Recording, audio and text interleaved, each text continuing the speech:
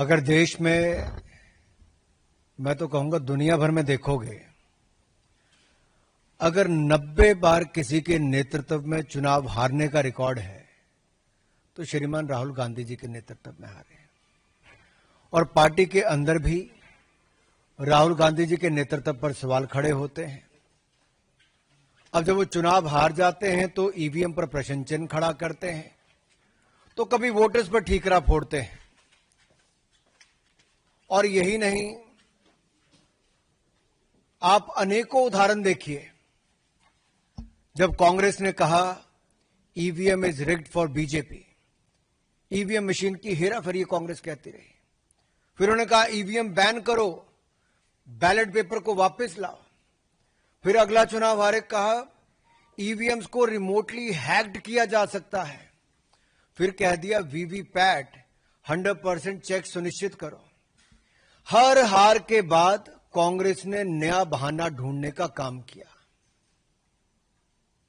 आत्मचिंतन, आत्मनिरीक्षण कांग्रेस ने नहीं किया, लेकिन आरोप ईवीएम इलेक्शन कमीशन से लेके संवैधानिक संस्थाओं पे बार बार लगाते रहे। और अब बिहार चुनाव हारता देखकर कांग्रेस पहले ही विपक्षी दलों के साथ मिलकर झूठे आरोप लगाने में लगी है। कल कुछ कांग्रेस के लोग कह रहे थे राहुल गांधी जी और विपक्ष के नेताओं ने बवंडर खड़ा किया। अरे भाई, बवंडर नहीं, बलंडर है। और मैं बताने वाला हूं कैसे। जितने आरोप आज तक लगाए, मैं राहुल जी को यही कहूंगा, धूल चेहरे पर थी पर आप आईना साफ करते रहे। और एक एक करके इनको बताना जरूरी इसलिए भी है कि 1952 से अगर हम शुरुआत करें तो चोर चोर मुसेरे भाई मिलकर वोट की चोरी की दुकान चलाई।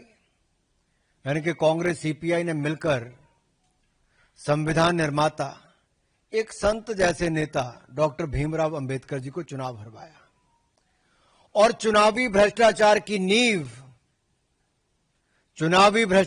नींव कांग्रेस ने पहले चुनाव से 1952 में ही रख दी थी।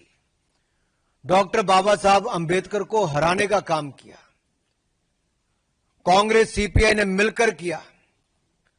और आप रिकॉर्ड चेक करिए, 74,333 वोट खारिज किए गए, जबकि डॉक्टर भीमराव अंबेडकर जी मात्र 14,561 वोट से हारे थे। कांग्रेस ने तो संविधान निर्माता एक दलित नेता को पहले चुनाव में निपटाने का काम कर दिया।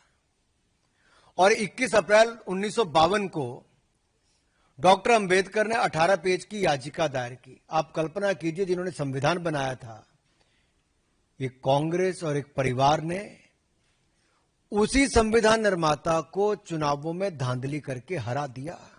ये चुनावी भ्रष्टाचार का पहला उदाहरण।